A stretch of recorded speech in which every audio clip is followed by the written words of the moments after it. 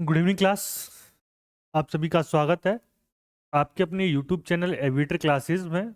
और मैं जुड़ चुका हूं आज के सेशन में। पॉलिटी का सेशन हमारा चल रहा था, पॉलिटी पर हम बात कर रहे थे। और आज का जो हमारा पॉलिटी में जो टॉपिक है, वो टॉपिक में हम चर्चा करेंगे प्रेम्बल है, सिटीजनशिप है और मौलिक अधिकार है। तीन टॉपिक है: प्रस्तावना, नागरिकता एवं मौलिक अधिकार। इनके बारे में हम आपसे चर्चा करेंगे। तो सबसे पहले आप क्या कर देंगे, क्लास को शेयर कर देंगे, लाइक कर देंगे और जल्दी से जल्दी लाइव आ जाएंगे। ठीक है, सभी बच्चे क्लासेस को शेयर कर देंगे। फिर हम स्टार्ट करते हैं आज की क्लास को। क्या कह रहा है आज की क्लास का पहला क्वेश्चन?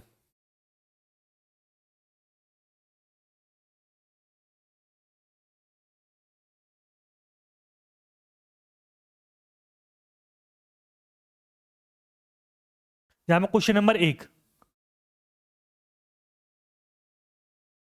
क्वेश्चन नंबर 1 क्या कह रहा है, ध्यान से पढ़ेंगे तब आंसर देंगे आप। क्वेश्चन नंबर 1 कह रहा है, भारत के राज्य एवं संघ शासित प्रदेशों का संविधान के किस अनुसूची में उल्लेख है? भारत के राज्य एवं संघ शासित प्रदेशों का संविधान के किस अनुसूची में उल्लेख है? देखो मैं बताऊं आपको, तो अनुसूचियों की जो संख्या होती है, वो अनुसूचियों की जो संख्या है, अगर हम 26 जनवरी 1950 की स्थिति देखें और एक स्थिति हम देखें 26 जनवरी 1950 के बाद,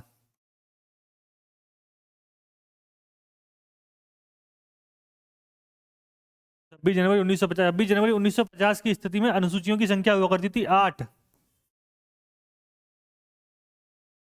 और 26 जनवरी 1950 के बाद अनुसूचियों की संख्या 12। कितनी अनुसूची है? 12। 9th, 10th, 11th, 12th, ये चारों अनुसूची क्या की गई है आपकी? ये चारों आपकी बाद में जोड़ी गई है। 9th अनुसूची, 10th, 11th and 12th। 9th की बात करूं तो भूमि सुधार से संबंधित है। 10th की मैं बात करूं तो दर बदौल से संबंधित है। ये दोनों आपके पंचायती राज से संबंधित है। ये दोनों किससे संबंधित है? पंचायती राज से। एक शहरी है और एक ग्रामीण है। ये ग्रामीण है और ये आपकी शहरी है। ठीक है। और आपसे क्वेश्चन नंबर 1 पूछा है कि भारत के राज्य एवं संघ शासित प्रदेशों का संविधान की किस अनुसूची में उल्लेख किया गया है? तो आपको पता है कौन सी अनुसूची में उल्लेख किया गया? प्रथम अनुसूची में उल्लेख किया गया। कौन सी अनुसूची में? प्रथम अनुसूची में। राज्यसभा की सीटों का बंटवारा चौथी अनुसूची में।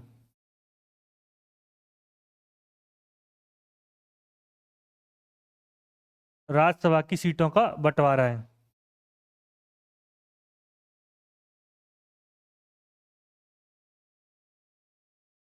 क्या है? राज्यसभा की सीटों का बंटवारा। भारत सरकार के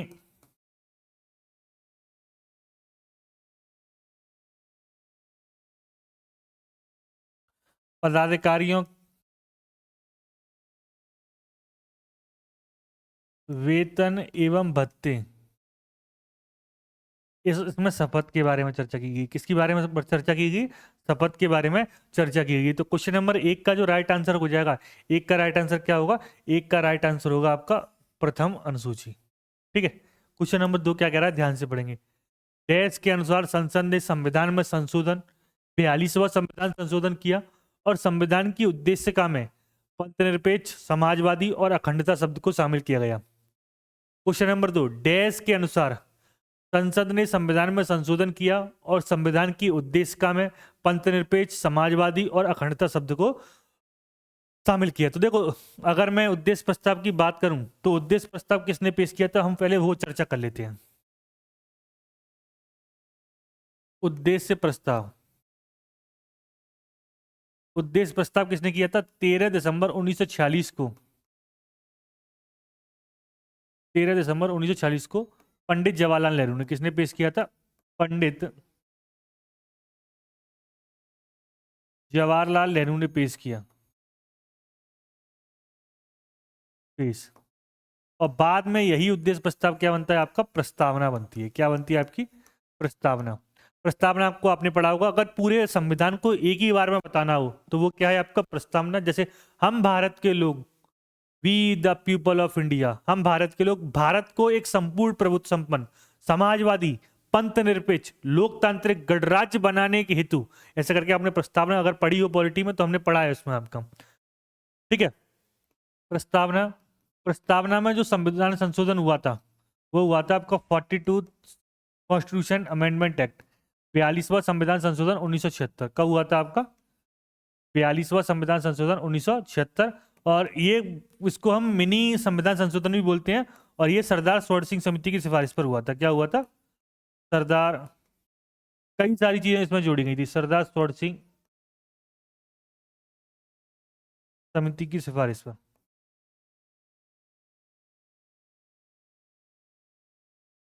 किसकी सिफारिश पर हुआ था? सरदार स्वर्ण सिंह समिति की सिफारिश पर हुआ था। ठीक है, और ठीक है, तो आपसे वही पूछा है कि डैश के अनुसार संसद ने संविधान में संशोधन किया। 42वां संविधान संशोधन किया। कौन सा संविधान संशोधन किया है? 42वां संविधान संशोधन किया है। वो संविधान की उद्देशिका में पंथनिरपेक्ष, समाजवादी और अखंडता शब्द को क्या किया गया आपका? शामिल किया गया है। तो आपको ये बताना है कि कौन सा आर्टिकल के तहत संविधान में क्या किया जाता है? संशोधन किया जाता है। तो आपको मैं कई बार बता चुका हूं कौन से आर्टिकल के तहत किया जाता है। कौन से आर्टिकल के तहत? आर्टिकल 368 के तहत। देखो, संविधान में जो संशोधन होता है वो 3 प्रकार से होता है। कितने प्रकार से होता है? 3 प्रकार से। देखो, 2 चीजें हैं आपकी। देखो, अनुच्छेद 368 के तहत 2 प्रकार से संशोधन हो सकता है। पहला, विशेष बहुमत,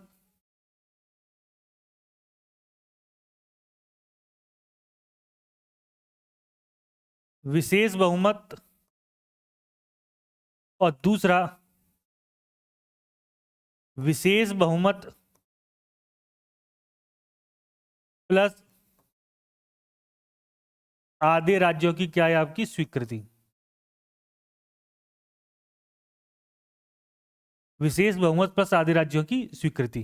जबकि संविधान में संशोधन एक और प्रकार से हो सकता है, साधारण बहुमत।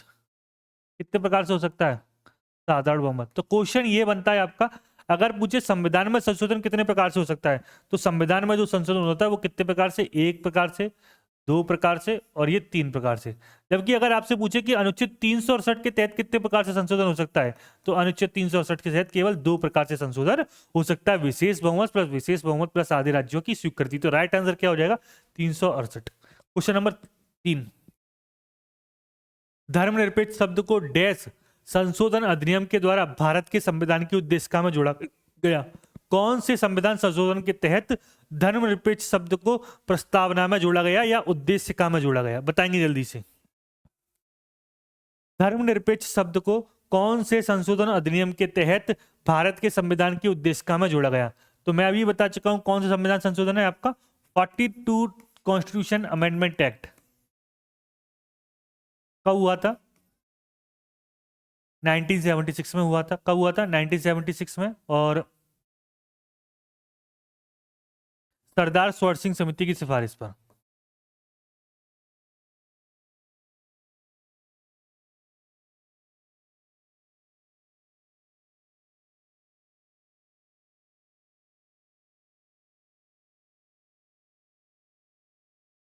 और इसी समिति की सिफारिश पर अनुच्छेद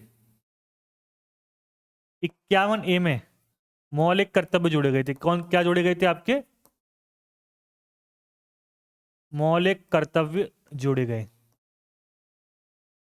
और मौलिक कर्तव्य लिए कहां से गए हैं? मौलिक कर्तव्य जो लिए गए हैं वो आपके कहां से लिए गए हैं? मौलिक कर्तव्य लिए गए हैं यूएसएसआर से। कहां से लिए गए हैं? यूएसएसआर से मौलिक कर्तव्य लिए गए।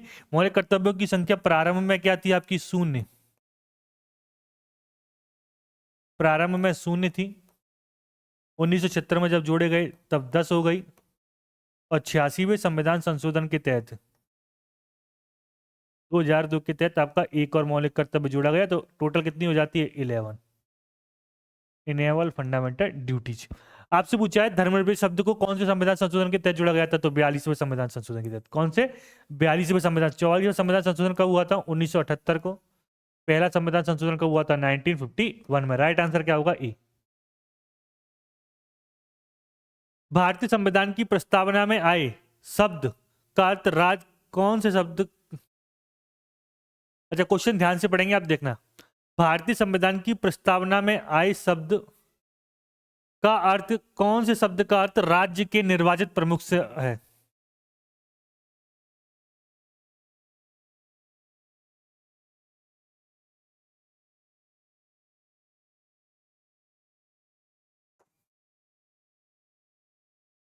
भारतीय संविधान की प्रस्तावना में आए शब्द देश का अर्थ राज्य के निर्वाचित प्रमुख से, कौन से शब्द का जो अर्थ है वो राज्य के निर्वाचित प्रमुख से। ए प्रभुत्व संपन्न, बी समाजवादी, सी गणराज्य, या डी लोकतांत्रिक।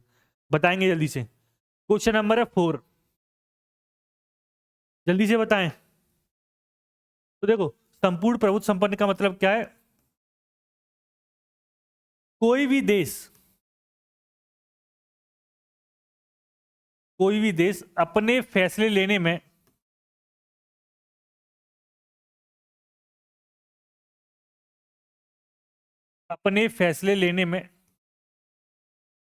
स्वतंत्र है। क्या है आपका।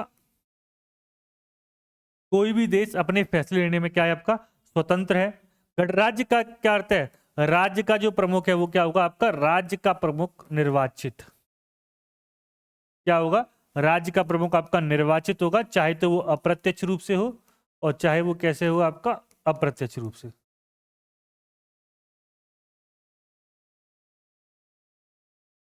तो राइट आंसर क्या हो जाएगा, राइट आंसर हो जाएगा आपका गणराज्य। क्या होगा, गणराज्य। इसको हम बोलते हैं रिपब्लिक। रिपब्लिक। लोकतांत्रिक का अंत क्या है, लोकतांत्रिक का अर्थ है जनता द्वारा, जनता पर शासन, जनता द्वारा जनता पर शासन। लोकतंत्र कितने प्रकार का होता है, 2 प्रकार का होता है। पहला डायरेक्ट डेमोक्रेसी और दूसरी होती है आपकी इनडायरेक्ट डेमोक्रेसी। Indirect democracy. तो लोकतंत्र कितने प्रकार का होगा, लोकतंत्र होता है आपका 2 प्रकार का, डायरेक्ट डेमोक्रेसी और इनडायरेक्ट डेमोक्रेसी। तो राइट आंसर क्या हो जाएगा, राइट आंसर हो जाएगा आपका गणराज्य सी। भारतीय संविधान में किस संशोधन द्वारा संप्रभु, लोकतांत्रिक, गणराज्य शब्दों को बदलकर संप्रभु, समाजवादी, धर्मनिरपेक्ष, लोकतांत्रिक, गणराज्य कर दिया गया और राष्ट्र की एकता शब्दों को भी बदलकर राष्ट्र की एकता और अखंडता कर दिया गया। कौन सा संविधान संशोधन होगा, क्वेश्चन नंबर 5 का आंसर देंगे जल्दी से। कौन सा संविधान संशोधन होगा, जल्दी से बताएं। क्वेश्चन नंबर 5, जल्दी से बताएं कौन सा संविधान संशोधन होगा। तो वो होगा आपका 42वां संविधान संशोधन। कौन सा होगा, 42वां संविधान संशोधन कब हुआ था, 1976 में। भारतीय संविधान की उद्देशिका में समाजवादी, पंथनिरपेक्ष और अखंडता शब्द किस संशोधन द्वारा शामिल किए गए। भारतीय संविधान की उद्देशिका में समाजवादी, पंथनिरपेक्ष और अखंडता शब्द किस संविधान संशोधन द्वारा शामिल किए गए थे। 52वें, 42वें, 44वें या 72वें। तो कौन सा संविधान संशोधन है, वो है आपका 42वां संविधान संशोधन। कब हुआ था, 1976 में। एक संक्षिप्त परिचयात्मक मार्गदर्शक उद्देश्य सिद्धांतों करती है कहलाती है वक्तव्य जो संविधान के दर्शन। ठीक है, थोड़ा क्वेश्चन में गड़बड़ है, हम इसको बाद में देखते हैं। 1973 में केशवानंद भारती केस में इस सवाल को उठाया गया कि प्रस्तावना को 1973 का केशवानंद भारती केस बड़ा मील का पत्थर साबित हुआ आपका पॉलिटी के ऊपर, या राज्य व्यवस्था में या संविधान में। पूरी तरह से बदला जा सकता है प्रस्तावना को, धाराओं में विभाजित किया जा सकता है, संशोधित किया जा सकता है या संशोधन नहीं किया जा सकता। क्वेश्चन नंबर 8, 1973 में जो केशवानंद भारती केस आया था उसमें केशवानंद भारती केस में प्रस्तावना के ऊपर क्या कहा गया था, बताएंगे जल्दी से।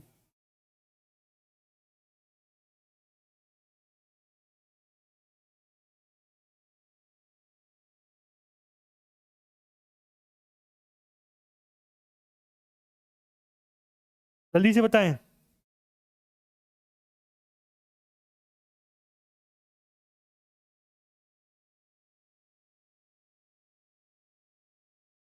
1973 में केशवानंद भारती केस में इस सवाल को उठाया गया कि प्रस्तावना को, देखो 1973 में जो केशवानंद भारती केस आया था, 1973 में क्या आया था आपका, केशवानंद भारती केस। इसमें कहा गया था कि संविधान के किसी भी भाग में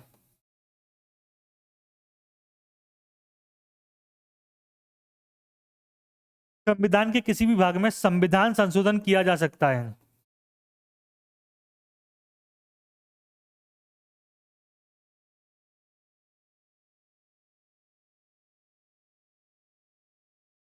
संविधान संशोधन किया जा सकता है, लेकिन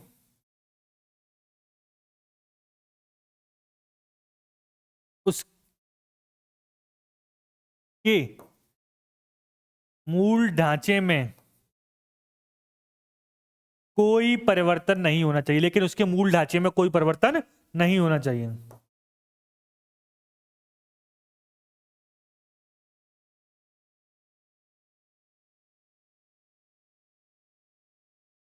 लेकिन उसके मूल ढांचे में कोई परिवर्तन नहीं होना चाहिए। ये किसमें कहा गया था? केशवानंद भारती केस में से तो संशोधित किया जा सकता है। ठीक। निम्नलिखित में से किसके अंतर्गत भारत को एक धर्मनिरपेक्ष राज्य के रूप में वर्णित किया गया है? क्वेश्चन नंबर 9 को बताएंगे। निम्नलिखित में से किसके अंतर्गत भारत को एक धर्मनिरपेक्ष राज्य के रूप में वर्णित किया गया है? किसके अंतर्गत भारत को एक धर्मनिरपेक्ष राज्य के रूप में वर्णित किया गया है? बताएंगे। ए, संविधान की प्रस्तावना, बी, राज्य के नीति निर्देशक तत्व, सी, अनुच्छेद 44 या डी, अनुच्छेद 475। आपको पता है राज्य के नीति निर्देशक तत्व किस में आते हैं? इसको हम बोलते हैं डीपीएसपी। ये किस में आती है? भाग 4 में। आर्टिकल कितना है आपका? 36 से 51। कहां से लिए गए हैं? आयरलैंड के संविधान से। आयरलैंड के संविधान में कहां से लिए गए? स्पेन के संविधान से। तो क्या है आपकी संविधान की प्रस्तावना? संविधान की प्रस्तावना में धर्मनिरपेक्ष राज्य शब्द कहा गया है। भारत द्वारा धर्मनिरपेक्षता स्वीकार किए जाने के कारण भारतीय नागरिक को निम्नलिखित में से कौन सा अधिकार प्राप्त है? भारत सरकार द्वारा धर्मनिरपेक्षता स्वीकार किए जाने के कारण भारतीय नागरिक को निम्नलिखित में से कौन सा अधिकार प्राप्त है? ए, अपनी इच्छानुसार धर्म के अनुसरण का अधिकार, स्वयं को अभिव्यक्ति करने का अधिकार, इच्छानुसार कई भाषा बोलने का अधिकार, या डी, संसदीय चर्चाओं में भाग लेने का अधिकार। क्वेश्चन नंबर है 11। बताएंगे क्या आंसर होगा। यदि भारत द्वारा धर्मनिरपेक्षता स्वीकार की गई है तो भारतीय नागरिक को निम्नलिखित में से कौन सा अधिकार होगा? तो धर्मनिरपेक्षता का मतलब क्या है? भारत का कोई भी धर्म नहीं होगा और अपनी इच्छा के अनुसार हम क्या कर सकते हैं? कोई भी धर्म मान सकते हैं।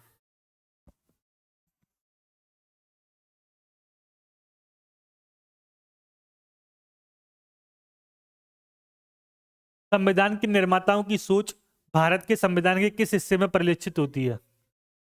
संविधान के निर्माताओं की सोच भारत के संविधान के किस हिस्से में परिलक्षित होती है? तो थोड़ा बात कर लेते हैं। मौलिक कर्तव्य। मौलिक कर्तव्य जो है आर्टिकल 51A में है और भाग 4A इसमें है। भाग 4A में कहां से लिए गए हैं? यूएसएसआर से। नागरिकता की बात करूं, ये ब्रिटेन से ली गई है एकल नागरिकता। ब्रिटेन से ली गई है एकल नागरिकता। 5 से 11 अनुच्छेद किसमें? अनुच्छेद 5 से 11 में। और भारतीय संविधान के निर्माताओं की सोच भारत के संविधान के किस हिस्से में परिचय होती है? प्रस्तावना में। मौलिक अधिकार आपको होता है 12 से 35 है, भाग 2 है, भाग 3 है। कहां से लिए गए हैं? यूएसए से। संविधान का कौन सा भाग इसके निर्माताओं की भावनाओं और आदर्शों को दर्शाता है? संविधान का कौन सा भाग इसकी भावनाओं और आदर्शों को दर्शाता है? ए, प्रस्तावना, बी, मूल अधिकार, सी, नीति निर्देशक तत्व, या डी, आपातकालीन उपबंध। बताएंगे जल्दी से। संविधान का कौन सा भाग इसके निर्माताओं की भावनाओं को एवं आदर्शों को दर्शाता है? तो कौन सा भाग है? वह प्रस्तावना। कौन सी आपकी? प्रस्तावना। निम्नलिखित में से भारत के बारे में सही का कथन चयन करना है। क्वेश्चन नंबर 16 को पढ़ेंगे और सही का चयन करना है। भारत एक ईश्वरीय देश है, भारत एक धर्मनिरपेक्ष देश है, भारत में एक निश्चित राज्य धर्म है, या न्याय केवल देश में रहने वाले भारतीयों को दिया जाता है? बताएंगे जल्दी से। तो भारत एक ईश्वरीय देश है, मतलब भारत एक धर्मनिरपेक्ष देश है। आप किसी भी धर्म को मान सकते हैं, किसी भी धर्म को पूजा कर सकते हो। प्रस्तावना में निहित शब्द गणराज्य का ही अर्थ निम्न में से कौन इंगित नहीं करता? गणराज्य का अर्थ निम्नलिखित में से कौन इंगित नहीं करता? राज्य का मुखिया एक निश्चित अवधि के लिए प्रत्यक्ष या परोक्ष रूप से चुना जाता है, बिल्कुल सही। राजनीतिक संप्रभुता लोगों में निहित है, न कि एक व्यक्ति में। किसी भी विशेषाधिकार प्राप्त वर्ग की अनुपस्थिति में भी सभी सरकारी कार्यालय बिना किसी भेदभाव के हर नागरिक के लिए खुले हैं। देश के सर्वोच्च पद पर जहां राष्ट्राध्यक्ष एक वंशानुगत राजा होता है, कौन सा इंगित नहीं करता? क्वेश्चन नंबर 17 मैंने अभी अभी बताया, ये आप ध्यान से पढ़ेंगे तब जवाब देंगे आप।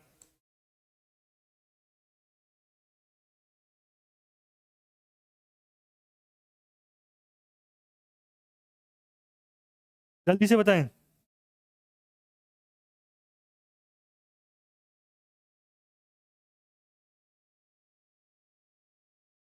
जल्दी से बताएं। तो देखो, इसमें पूछ रहा है प्रस्तावना में निहित शब्द गणराज्य का ही अर्थ निम्न में से कौन इंगित नहीं करता है, ये पूछ रहा है नहीं करता। तो आप देखो, देश के सर्वोच्च पद पर जहां राष्ट्राध्यक्ष एक वंशानुगत राजा होता है, ये इंगित नहीं करता। इसका मतलब क्या है? यहां जो राष्ट्राध्यक्ष होगा, राष्ट्राध्यक्ष होगा वो क्या होगा आपका? निर्वाचित होगा। क्या होगा आपका? निर्वाचित होगा। या तो वो प्रत्यक्ष रूप से हो सकता है या वो अप्रत्यक्ष रूप से हो सकता है। या तो वो प्रत्यक्ष रूप से हो सकता है या अप्रत्यक्ष रूप से हो सकता है। तो राइट आंसर क्या हो जाएगा? राइट आंसर होगा डी। भारत के संविधान की प्रस्तावना में प्रयुक्त शब्द गणतंत्र सूचित करता है। भारत की संविधान में प्रयुक्त शब्द गणतंत्र किसको सूचित करता है? बताएंगे जल्दी से। भारत की संविधान में प्रयुक्त शब्द गणतंत्र किसको सूचित करता है? तो गणतंत्र किसको सूचित करता है? कि देश का प्रधान जो होगा वो क्या होगा? आपका निर्वाचित प्रतिनिधि होगा। क्या होगा? निर्वाचित प्रतिनिधि। कोई भी व्यक्ति जो सामान्यतः भारत में साल रहा हो, प्रकटीकरण द्वारा भारतीय नागरिकता प्राप्त कर सकता है। मतलब कितने साल रहा हो? ए 9 साल, बी 15 साल, सी 5 साल या डी 12 साल। कोई भी व्यक्ति जो सामान्यतः कितने वर्ष भारत में रहा हो, ये पूछा जा रहा है। कितने वर्ष भारत में रहा हो, नागरिकता प्राप्त कर सकता है। तो उसका राइट आंसर क्या होगा? 9 वर्ष, 15 वर्ष, 5 वर्ष या 12 वर्ष। तो क्या राइट आंसर होगा? राइट आंसर होगा 12 वर्ष।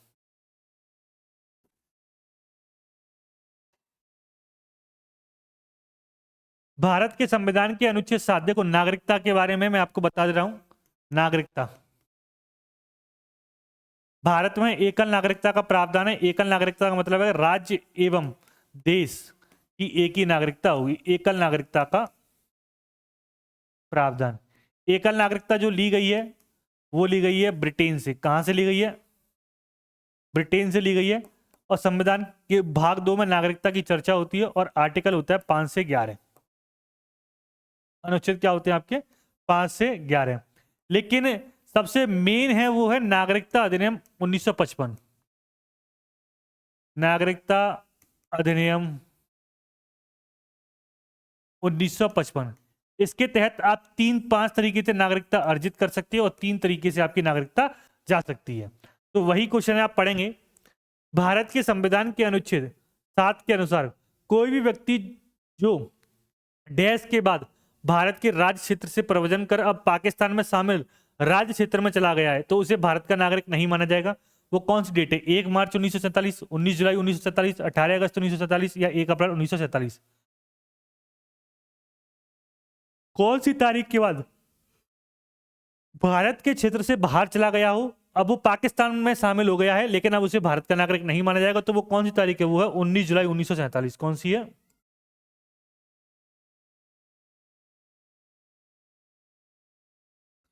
19 जुलाई 1947। राइट आंसर क्या होगा? बी। भारतीय संविधान के अनुच्छेद 5 से 11 में क्या वर्णित है? देखो, अभी मैंने ये बताया है आपको।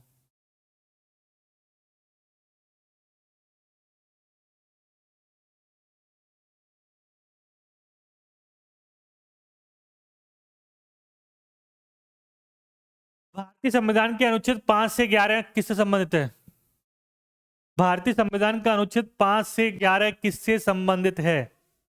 तो अनुच्छेद 5 से 11 किससे संबंधित है? 5 से 11 जो संबंधित है वो नागरिकता से संबंधित है। नागरिकता से। राइट आंसर क्या होगा? नागरिकता। अच्छा, इसका देखो क्वेश्चन, इसको थोड़ा 20 मुझे एक बार चेक कर लो इसको। भारत के संविधान के अनुच्छेद 7 के अनुसार कोई भी व्यक्ति जो 19 जुलाई 1947 का आंसर नहीं होगा, इसका जो राइट आंसर होगा वो होगा 1 मार्च 1947। क्या होगा इसका जो राइट आंसर? क्या है? 1 मार्च 1947। क्या होगा? 1 मार्च 1947।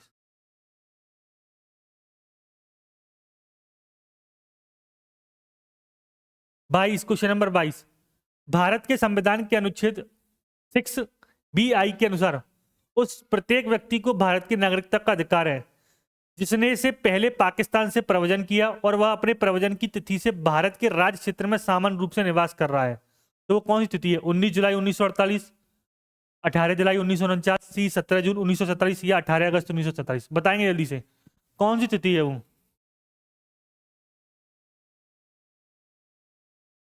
जल्दी से बताएंगे।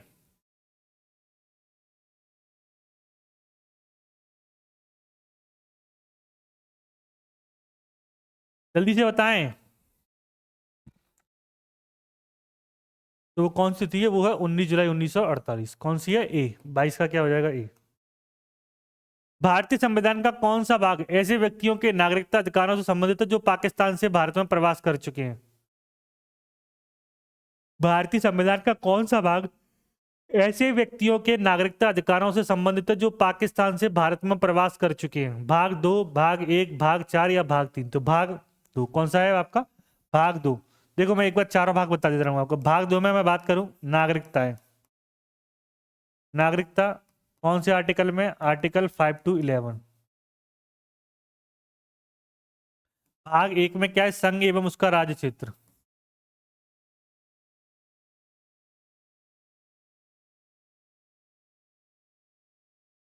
संघ एवं उसका राज्य क्षेत्र, इसका क्या है? Article 1 to 4। भाग 4 में क्या है? भाग 4 में DPSP 36 से 51 आर्टिकल है ये। अनुच्छेद 36 से 51 कहां से लिए गए? आयरलैंड के संविधान से। भाग 3 में क्या है? Fundamental right. कौन से आर्टिकल में है? 12 से 35। कहां से लिए गए हैं? USA से लिए गए हैं। इतना आप याद रखेंगे, बेसिक सा है, ठीक है। भारतीय संविधान का भाग 2 निम्नलिखित में से किसके बारे में उल्लेख करता है? भारतीय संविधान का भाग 2 निम्नलिखित में से किसके बारे में उल्लेख करता है? Question number 24। भारतीय संविधान का भाग 2 निम्नलिखित में से किसके बारे में उल्लेख करता है? तो किसके बारे में उल्लेख करता है? आपका नागरिकता के बारे में उल्लेख करता है। संविधान के प्रारंभ होने के बाद किस अधिनियम से नागरिकता पाने और गंवाने संबंधी प्रावधान है? कौन से अधिनियम से नागरिकता पाने और गंवाने संबंधी प्रावधान है? अभी मैंने बताया था। कौन सा अधिनियम है? Citizenship act.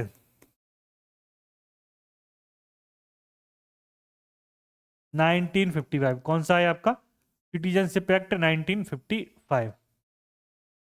नागरिकता अधिनियम 1955। 5 तरीके से नागरिकता ग्रहण की जा सकती है।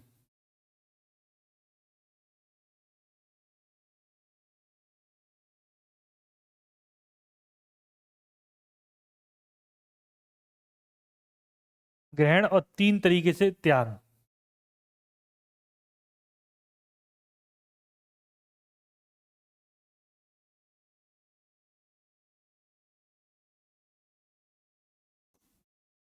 इनमें से कौन सा भारत की नागरिकता प्राप्त करने की एक शर्त नहीं है? एक क्वेश्चन नंबर 26। इनमें से कौन सा भारत की एक नागरिकता प्राप्त करने का तरीका नहीं है? बताएंगे जल्दी से। कौन सा भारत की एक नागरिकता प्राप्त करने का तरीका नहीं है? तो जन्म से, वंश से, देशीकरण द्वारा, संपत्ति अधिग्रहण से आप नहीं कर सकते। एक होता है आपका क्षेत्र अर्जन के द्वारा। क्षेत्र अर्जन के द्वारा भी आप क्या कर सकते हो? नागरिकता प्राप्त कर सकते हो। क्या कर सकते हो? क्षेत्र अर्जन के द्वारा नागरिकता प्राप्त कर सकते हो। भारतीय संविधान का कौन सा उन्मूलन से संबंधित है? कौन सा अनुच्छेद? अच्छा देखो, क्वेश्चन गलत लिखा है। भारतीय संविधान का कौन सा अनुच्छेद अस्पृश्यता के उन्मूलन से संबंधित है? भारतीय, मैं क्वेश्चन पढ़ दे रहा हूं 27। भारतीय संविधान का कौन सा अनुच्छेद अस्पृश्यता के उन्मूलन से संबंधित है? बताएंगे। अनुच्छेद 18, अनुच्छेद 19, अनुच्छेद 17 या अनुच्छेद 16? फंडामेंटल राइट का है ये। किसका है आपका? फंडामेंटल राइट का। देखो अनुच्छेद 18 में क्या कहता है? अनुच्छेद 18 कहता है उपाधियों का अंत।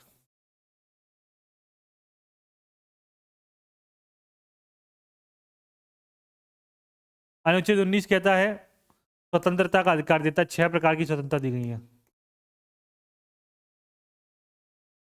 स्वतंत्रता का अधिकार। अनुच्छेद 17 अस्पृश्यता का उन्मूलन। अनुच्छेद 16 लोक नियोजन के विषय में अवसर की समानता।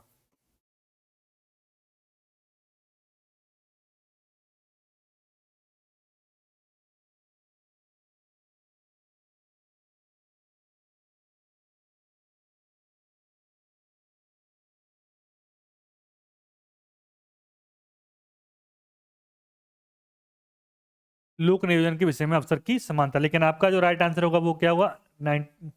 अनुच्छेद 17। भारतीय संविधान के किस संशोधन द्वारा संपत्ति के अधिकार को मौलिक अधिकार से हटा दिया गया था?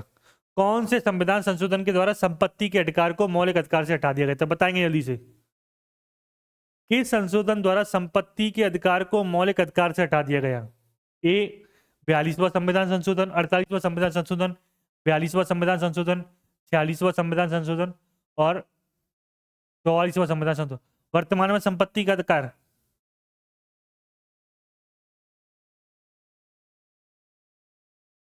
वर्तमान में जो संपत्ति का अधिकार है वो कौन से आर्टिकल में है? वो है 300A में। तो वो है 44वां संविधान संशोधन 1978।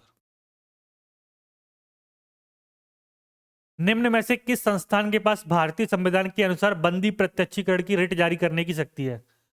कौन से किस संस्थान के पास भारतीय संविधान के अनुसार बंदी प्रत्यक्षीकरण रिट जारी करने की शक्ति है? जल्दी से बताएंगे।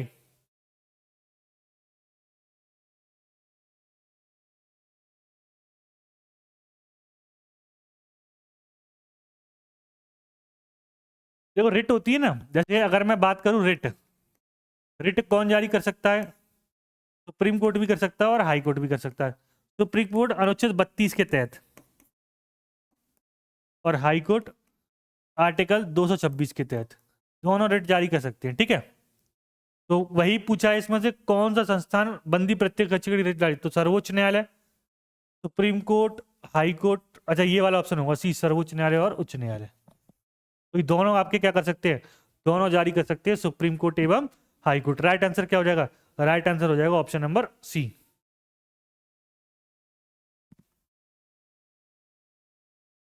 भारत के संविधान में प्रावधान है कि किसी नागरिक के साथ नस्ल, धर्म, जाति या जन्म स्थान या इनमें से किसी भी आधार पर कोई भेदभाव नहीं किया जा सकता। कौन से अनुच्छेद में ये बात कही गई है? कौन से अनुच्छेद में बात की है? देखो हम जो पढ़ रहे हैं, हम फंडामेंटल राइट पढ़ रहे हैं। क्या पढ़ रहे हैं? पूरा एक बार समझ लो, फंडामेंटल राइट। इसको हम बोलते हैं मौलिक अधिकार। इनको हम क्या बोलते हैं? इनको हम मौलिक अधिकार बोलते हैं। मौलिक अधिकार। मौलिक अधिकार कौन से भाग में दिए गए संविधान के? भाग 2 में है, भाग 3 में सॉरी। अगर आर्टिकल पूछे तो आर्टिकल कौन से? आर्टिकल है 12 से लेकर 35 तक। अगर आपसे पूछे कि कहां से लिए गए हैं, यूएसए के संविधान से। और यूएसए के संविधान में क्या कहा जाता है? Bill of right. Bill of right. Bharat की भूमि पर सभी को प्राप्त है। भारत की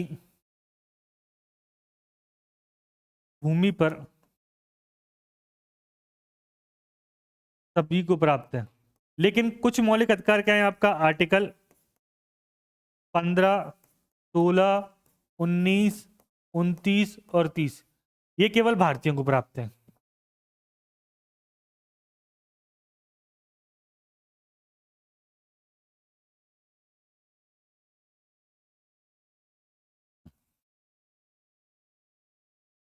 ये केवल क्या है आपके? भारतीयों को प्राप्त है। लेकिन आपसे पूछा है कि भारत के संविधान में प्रावधान है कि किसी नागरिक के साथ नस्ल, धर्म, जाति या जन्म स्थान या इनमें से किसी भी आधार पर कोई भेदभाव नहीं आ सकता। तो वो कौन सा आर्टिकल है? वो जो आर्टिकल है वो है अनुच्छेद 15। कौन सा होगा? अनुच्छेद 15। भारतीय संविधान के अंतर्गत अल्पसंख्यकों के हितों का संरक्षण किसके अंतर्गत निहित है? अल्पसंख्यकों के हितों का संरक्षण किसके अंदर निहित है? बताएंगे जल्दी से। अनुच्छेद 20 क्या कहता है? दो सिद्धि के संबंध में संरक्षण।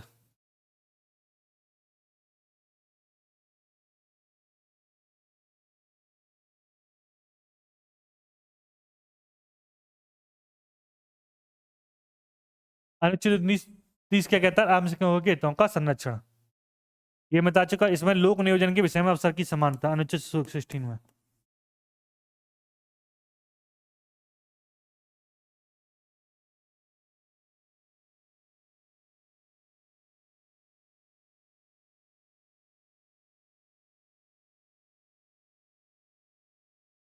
राइट आंसर क्या होगा, बी। इनमें से कौन सी रिट किसी व्यक्ति को सार्वजनिक कार्यालय में उस कार्य को करने से रोकने के लिए जारी की जा सकती है जिसका वह हकदार अधिकारी नहीं है? कौन सी रिट है? ए बंदी प्रत्यक्षीकरण, बी निषेधाज्ञा, सी अधिकार परीक्षा, या डी उत्प्रेषण? बताएंगे जल्दी से कौन सी रिट है।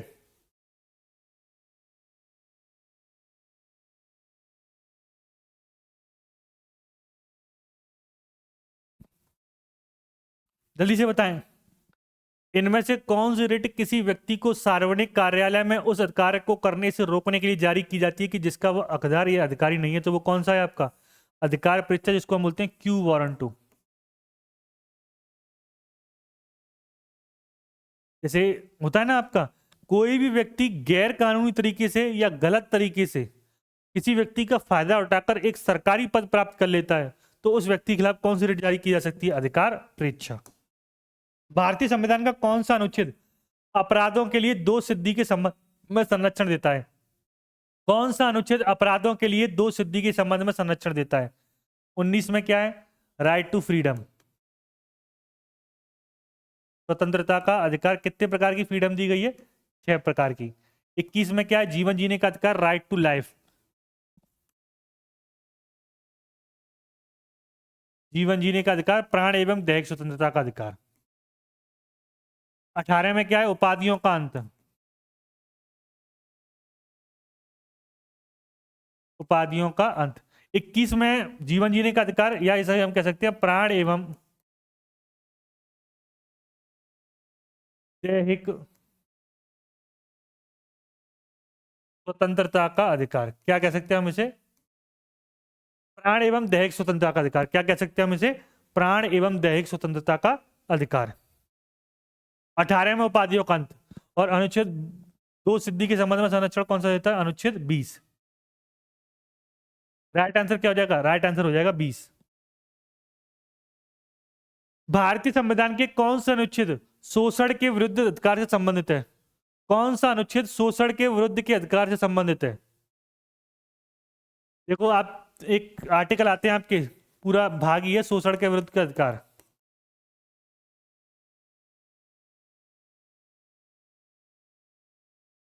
कौन सा है वो आपका? 23 और 24। कौन सा है आपके? 23 और 24। 25 से 28 धार्मिक स्वतंत्रता का अधिकार।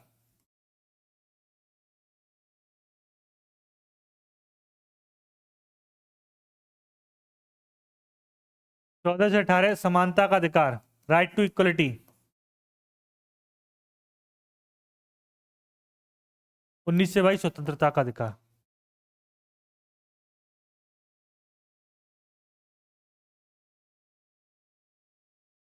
भारतीय संविधान के अनुसार कौन सी आयु तक के बच्चों को मुफ्त अनिवार्य शिक्षा प्राप्त करने का अधिकार है? भारतीय संविधान के अनुसार कौन सी आयु के बच्चों को मुफ्त शिक्षा पाने का अधिकार है?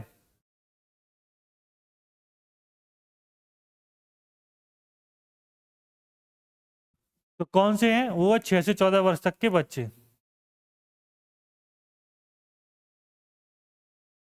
21A आर्टिकल, 86वां संविधान संशोधन 2002। तो वो है, कौन सी आयु तक के बच्चे हैं? तो 14 वर्ष तक की आयु के बच्चे। क्वेश्चन नंबर 36, मानव के दुर्व्यापार का प्रसिद्ध भारतीय संविधान में से किसके अंतर्गत निहित है? मानव के दुर्व्यापार का प्रसिद्ध भारतीय संविधान के किसके अंतर्गत निहित है? अनुच्छेद 21, अनुच्छेद 22, अनुच्छेद 24 या अनुच्छेद 23? मानव का जो बेगारी मजदूरी होती है, दुर्व्यापार होता है, रेड लाइट एरिया में महिलाओं को काम करने वाली को बेचा खरीदा जाता है, तो वो प्रतिबंध देता है, वो कौन सा? अनुच्छेद 23 के तहत। इसके अंतर्गत है अनुच्छेद 23 के संबंध। अनुच्छेद 22 गिरफ्तारी के विरुद्ध संरक्षण देता है।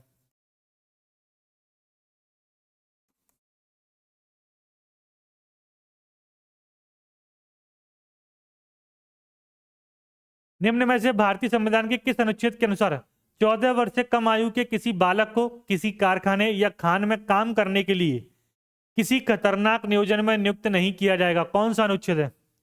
आर्टिकल 37 या आर्टिकल 27। क्वेश्चन नंबर 37 है अनुच्छेद 27, अनुच्छेद 24, अनुच्छेद 26 या अनुच्छेद 25। तो कौन सा है? वो है अनुच्छेद 24। भारतीय संविधान में 44वें संविधान संशोधन के परिणाम स्वरूप संपत्ति के अधिकार को मौलिक अधिकारों की सूची से हटा दिया गया। भारत के संविधान की प्रस्तावना में समाजवादी और धर्मनिरपेक्ष शब्दों को शामिल करने के लिए संशोधन किया गया। भारत के उच्च न्यायालय और सर्वोच्च न्यायालय के न्यायाधीशों के वेतन में संशोधन किया गया। या सिक्किम भारतीय संघ का 22वां राज्य बना। 44वें संविधान संशोधन के द्वारा परिणाम स्वरूप क्या हुआ था? जल्दी से बताएंगे। तो क्या हुआ था? अभी मैंने बताया, संपत्ति के अधिकार के मौलिक अधिकारों की सूची से हटा दिया गया। निम्नलिखित में से किसके अनुसार कानून किसी भी व्यक्ति की प्रतिष्ठा पर ध्यान दिए बिना सभी के लिए समान रूप से लागू होते हैं? क्या है आपका? ए सरकार का शासन, बी विधि का शासन, सी शक्ति का शासन या डी राज्य का शासन? तो किसका शासन है? ये आपका विधि का शासन। संवैधानिक उपचारों के अधिकार से क्या अभिप्राय है? क्वेश्चन नंबर 40 ध्यान से पढ़ेंगे। आर्टिकल 32 कहता है संवैधानिक उपचारों का अधिकार। आपसे वही पूछा है कि संवैधानिक उपचारों के अधिकारों से क्या अभिप्राय है। यदि किसी नागरिक को लगता है कि सरकार द्वारा मौलिक अधिकारों का उल्लंघन हुआ है तो वे न्यायालय जा सकते हैं। ऑप्शन नंबर बी कह रहा है कानून के समक्ष प्रत्येक व्यक्ति समान है, जिसका अर्थ है कि देश के कानून के अनुसार सभी को समान सुरक्षा प्राप्त की गई है। ये 14वां कह सकता है। सभी भाषाई और धार्मिक अल्पसंख्यक अपने स्वयं के शिक्षण संस्थान स्थापित कर सकते हैं। ये आर्टिकल 29 और 30। भारत में किसी भी व्यक्ति को स्वतंत्र रूप से घूमने और कहीं भी रहने का अधिकार है। ये आर्टिकल 19। आप इसको कर सकते हैं। यदि किसी नागरिक को लगता है कि सरकार द्वारा मौलिक अधिकारों का उल्लंघन हुआ है तो वो डायरेक्ट कहां जा सकते हैं? न्यायालय जा सकते हैं। ठीक है, तो हमने लगभग 40 क्वेश्चंस कर चुके हैं। हम कितने क्वेश्चंस कर चुके हैं? हम लगभग हमने 40 क्वेश्चंस कर चुके हैं। आज की क्लास को हम यहीं समाप्त करेंगे। ठीक है, आपका दायित्व रहेगा आप क्लास को ज्यादा से ज्यादा शेयर करें, लाइक करें और कमेंट करें। फिर मिलते हैं आपसे एक और बेहतरीन क्लास के साथ। तब तक के लिए धन्यवाद। खुश रहिए, पढ़ते रहिए।